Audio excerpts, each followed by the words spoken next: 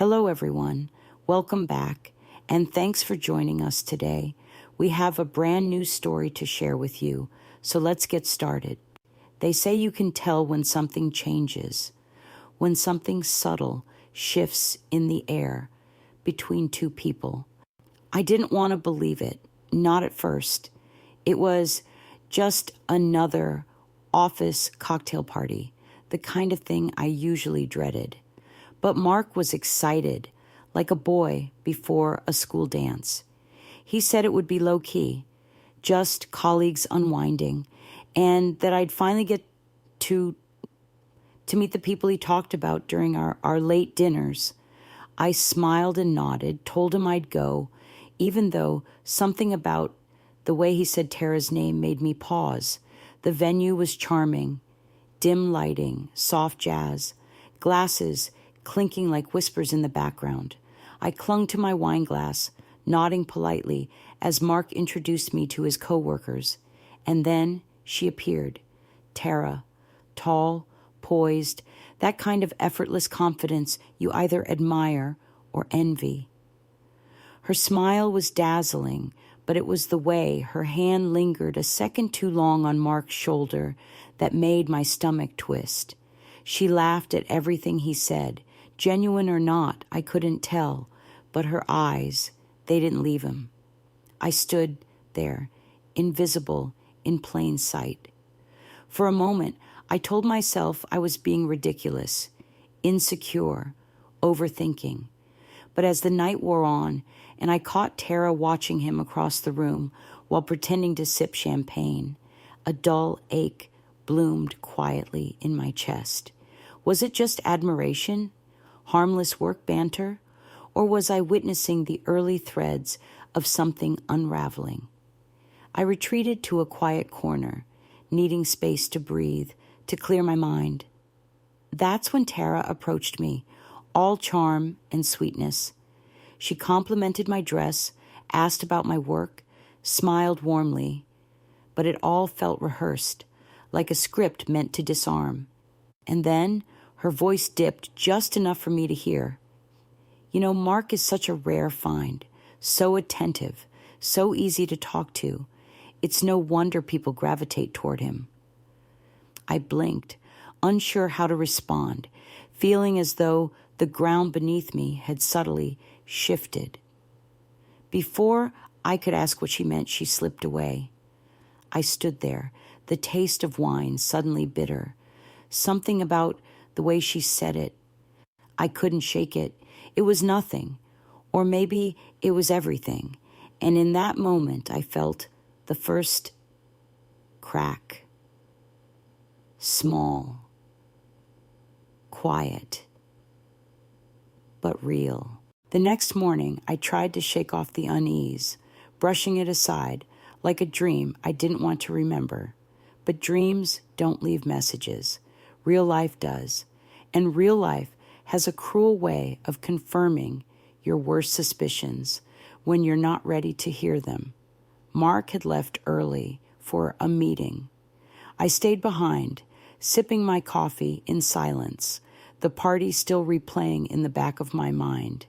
Tara's voice echoed louder with each sip, so attentive, so easy to talk to. Was it a compliment or a quiet challenge? I didn't know. I didn't want to know. That's when Mark's phone buzzed. It was on the kitchen counter, face up, unlocked. I didn't mean to look. God knows I didn't. But my eyes flicked to the screen before I could stop myself. Tara. Last night was refreshing. Let's have lunch sometime soon. Just us. I promised not to bite. My fingers froze around the coffee mug. My breath caught in my throat. The words weren't overtly romantic, but they weren't innocent either. That wink, God, that wink. My heart thudded painfully in my chest as my thoughts spiraled. Was this the beginning of something, or had something already begun? I paced the kitchen, the message replaying in my head like a warning bell. I knew I should wait, talk to Mark, ask him, but every fiber in me wanted to know more, to find the truth buried beneath the polite smiles and seemingly casual chats. The woman I saw last night wasn't just a coworker making small talk. She was intentional. I picked up the phone again and stared at the message. I could reply, pretend to be Mark, see how far she would go. But that wasn't me. I wasn't that woman. I put the phone down, hands trembling.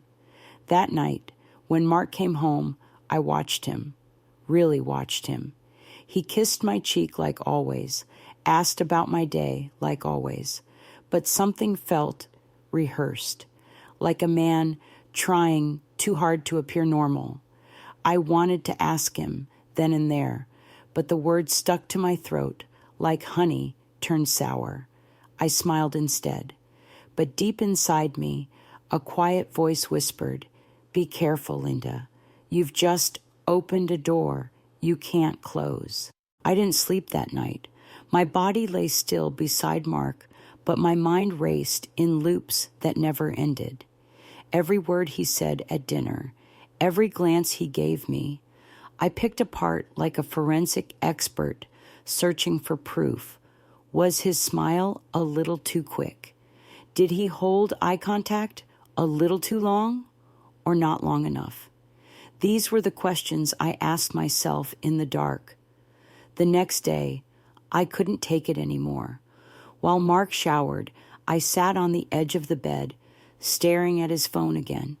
It was right there, silent, unguarded, a box of secrets waiting to be opened. My fingers hovered over it, and before I could talk myself out of it, I opened his messages. My hands shook. There it was, more than one message. "Tara, I had a dream about you. I'll tell you at lunch." "Tara, wish you worked late more often." My heart broke in silence, not from the words alone, but from the tone, the familiarity. She was playing a game. And worse, Mark wasn't shutting it down. He hadn't responded flirtatiously, but he hadn't told her to stop either. His last reply was weeks ago, just one word, "Ha ha ha." But in that ha ha ha, I felt something far more dangerous than lust, complacency. I put the phone down, tears threatening to rise. This wasn't a full-blown affair, not yet, but it was emotional cheating, the kind that grows slowly in shadows, the kind that turns strangers into possibilities. I sat in the kitchen for hours, staring into nothing. I didn't tell anyone. Not yet. I wasn't ready to be that woman, the one whispering to friends, whose voice trembles when she says her husband might be slipping away. I wasn't ready to be pitied. That evening when Mark came home, I watched him more carefully than ever. He seemed normal, which made it worse. He kissed my cheek, asked how my day was. I smiled again, pretending, dying inside. "Anything interesting happen at work?" I asked. Casual. He paused just a second too long. "Same old stuff," he said. Liar. That was the moment I knew I had to confront him, but not with anger, with truth, with everything I had left in me. The following evening, I asked Mark to sit with me. No distractions, no television murmuring in the background, just the two of us in the dim light of our quiet living room, where the air felt too heavy for such a small space. I had rehearsed every word in my mind, but now, face to face with him, they trembled on the edge of my lips like fragile glass. "I need to ask you something," I began, my voice quieter than I intended. He looked up, instantly alert, his brow furrowed, and the small smile on his face faded into something unreadable. "I saw your messages with Tara." His eyes widened, but only for a second. Then came the sigh, long and low, as if I'd simply brought up something inconvenient, not something capable of shattering the trust between us. "It's not what you think, Lisa," he said. "She flirts. That's just her. I never responded to it. You saw that." "But you didn't stop it either," I replied. my voice cracking slightly. You let her keep talking to you like that. You didn't say, I'm married, or this makes me uncomfortable. You just let it happen. That's the part that hurts. He rubbed his face, avoiding my eyes. I didn't want to cause tension at work. I thought ignoring it would make it go away. You thought my peace of mind was less important than hers, I said, and that was the truth that had been burning in my chest. A long silence followed, the kind that reveals more than words. He finally looked at me, eyes glassy. I didn't mean to hurt you, he said. I was stupid. I didn't think it would matter. But it does, I whispered. It matters because I saw it. I felt it.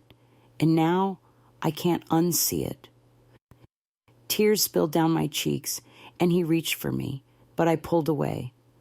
I need space, I told him.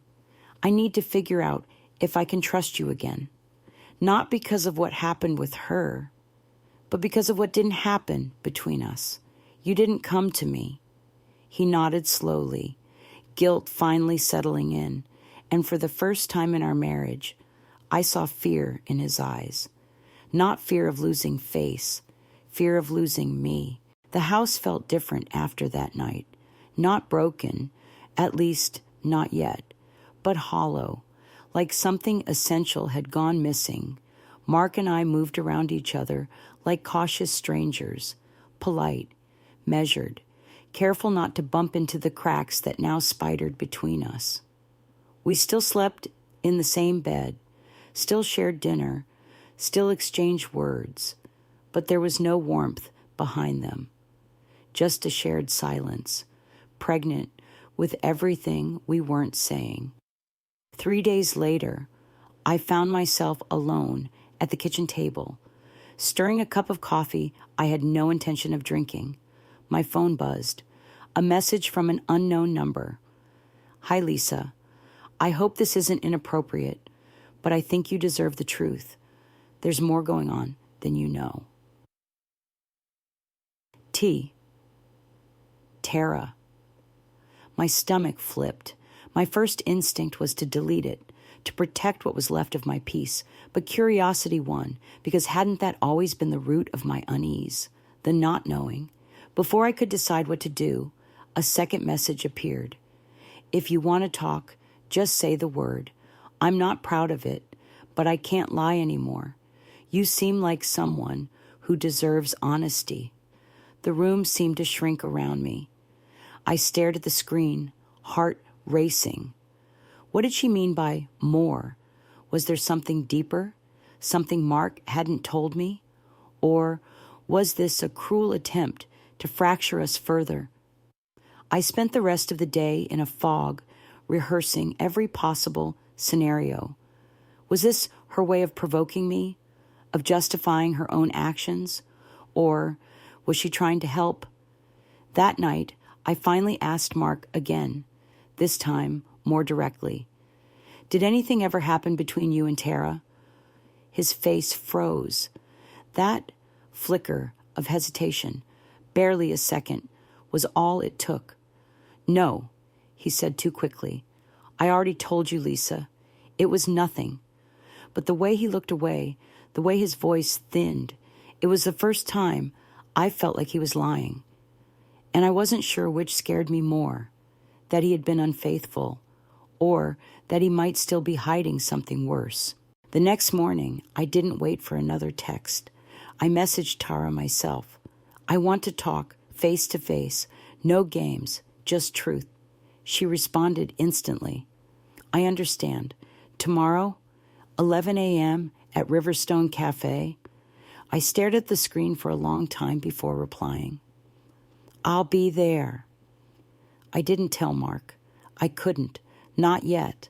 I needed to hear her words without his shadow looming behind them. I needed to look her in the eyes and decide for myself who she was and what she really meant to him. When I arrived at the cafe, she was already seated at a corner table, her long, red scarf folded neatly beside her untouched latte. She looked up when I approached and smiled softly, nervously. "Lisa," she said, standing now, "thank you for coming." I sat down. "You said there was more. I want to hear it." She took a slow breath. "It didn't start out as anything. We worked late, talked about things, life, marriage, burnout. It felt innocent until it wasn't." My heart pounded. "Did you sleep with him?" "No," she said quickly, shaking her head. "No, it never went that far. But it crossed lines, emotional lines, texts, late-night talks, secrets." She looked ashamed. "It was wrong. I knew it. But I kept telling myself, if he wasn't happy, maybe I wasn't the problem." Her voice cracked then, and for a moment, she wasn't the villain I'd painted in my mind. She was human, flawed, regretful. "I stopped it before it got worse," she continued. "He told me he loved you, that he wouldn't leave you, that he just felt lost. I backed away, but I should have never stepped in. I didn't know what to say.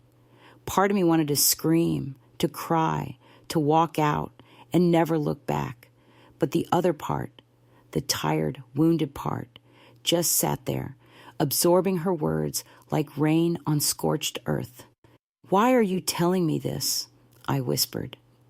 "Because if it were me," she said, "I'd want to know."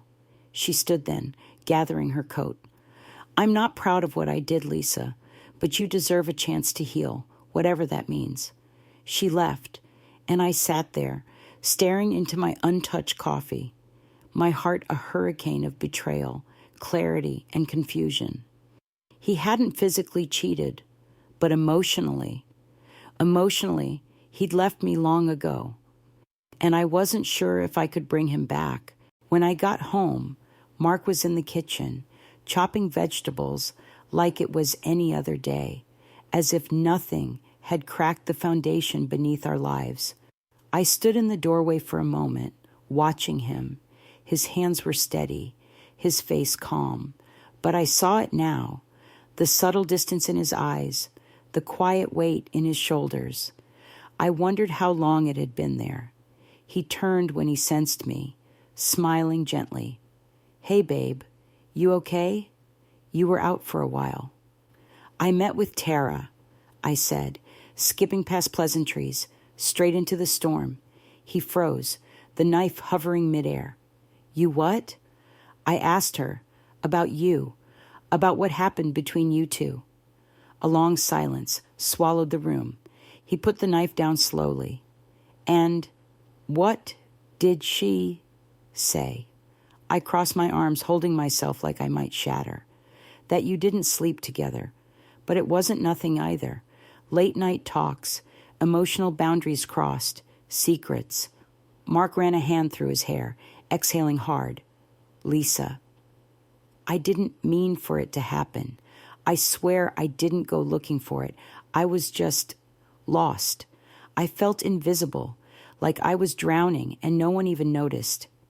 His voice cracked, and for the first time in weeks, I saw rawness in his expression. No defense, no deflection. Just a man scared of what he was about to lose. "And I didn't notice," I whispered, my throat tight. "But instead of talking to me, you talked to her. I didn't think you'd want to hear it. You've been so strong, always so composed. I didn't want to be your weakness, so I buried it. I buried everything." Tears welled in my eyes. "You weren't supposed to bury it. You were supposed to share it. With me. That's what love is, Mark. It's messy and raw and terrifying, but it's real." He took a step toward me, his voice trembling. "Do you think we can fix this?" I didn't know. My heart was still too broken to answer. So I simply said, "I think the truth is finally out. That's something." We stood there, two people in a shattered space, not sure if the pieces could ever fit back together. But for the first time, We were finally standing in the same broken place, together. That night, I couldn't sleep. I lay awake beside Mark, staring at the ceiling, listening to the soft rhythm of his breathing. Everything felt suspended. We had finally unearthed the truth, yet the aftermath was eerily quiet, like the stillness after a storm, when the damage has been done, but the world hasn't yet figured out how to rebuild. I kept replaying his words. I felt invisible, and mine, you were supposed to share it with me. We were both guilty in our own ways. I had shut him out with my strength, and he had let someone else in because of my silence. There was no villain here, just two people who had slowly forgotten how to see each other. In the morning, Mark sat at the edge of the bed, his back to me, shoulders hunched. I think I should move out, at least for a little while, he said, his voice barely above a whisper. My heart stung, but I didn't stop him. Maybe space was what we needed to truly understand what we stood to lose. Okay, I said quietly. Even though it felt like I was letting go of something I still wanted to fight for. He turned to me, his eyes red, haunted. I'm not giving up on us, Lisa. I want to do this right. I need to work on me. And I want you to figure out what you really want. If it's still me, I'll be here. I'll wait. It wasn't a breakup. It wasn't a promise either. It was a painful middle ground. But maybe that's what healing looked like. Choosing the hard road, the honest road. As I packed a small bag for him, I felt every fiber of my being resisting, but I handed it to him anyway. I don't know what the future holds, Mark, I said softly, but I do know this. You still matter to me. He nodded, his eyes glistening, and you'll always matter to me.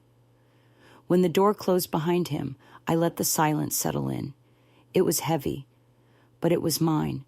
And for the first time in a long while, I wasn't afraid of facing it. I just hoped that one day we might meet again, stronger, wiser, and ready to love without fear. Sometimes love isn't just about staying. It's about choosing to pause, reflect, and rebuild when things fall apart. What happened between Lisa and Mark wasn't about betrayal in the traditional sense. It was about disconnection, miscommunication, and the quiet pain of feeling unseen. We often assume that love is loud, passionate, and constant, but more often it's tested in the quiet moments, in the doubts, in the decisions we make when no one is watching. If you've ever found yourself standing at that crossroads between holding on and letting go, then you know the courage it takes to choose growth over comfort. Lisa and Mark's story is far from over, and whether their path leads them back to each other or forward, as individuals, there's still so much to uncover. What would you have done in Lisa's shoes? Do you believe love can be rebuilt after emotional distance? Let us know in the comments. We read every one of them, and your stories matter here. If this story moved you, don't forget to like the video, share your thoughts, and subscribe to Heartfelt Tales Reddit to follow the rest of Lisa and Mark's journey and more emotionally rich stories like this one. There's so much more ahead, and we'd love to have you with us.